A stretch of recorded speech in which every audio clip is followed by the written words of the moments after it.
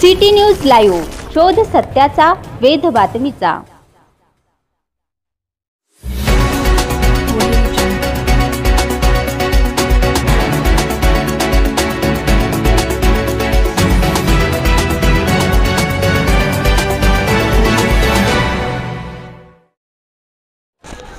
बातमी नांदेडमधून आहे। नांदेडमध्ये कार्यकारी अभियंता यांच्या निलंबनासाठी सबऑर्डिनेट इंजिनियर्स असोसिएशनने काम बंद आंदोलन पुकारलेले आहे।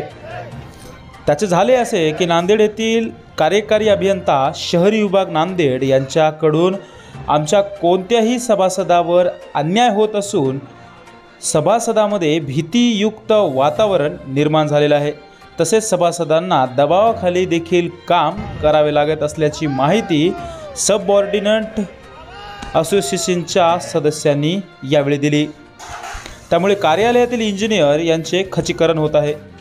श्री जनार्दन लालू चव्हाण यांना तात्काळ निलंबित करावे या मागणीसाठी सबऑर्डिनेट इंजिनियर असोसिएशनचे आजपासून काम बंद आंदोलन नांदेडमध्ये सुरू झालेले आहे। सिटी न्यूजसाठी ब्युरो रिपोर्ट नांदेड।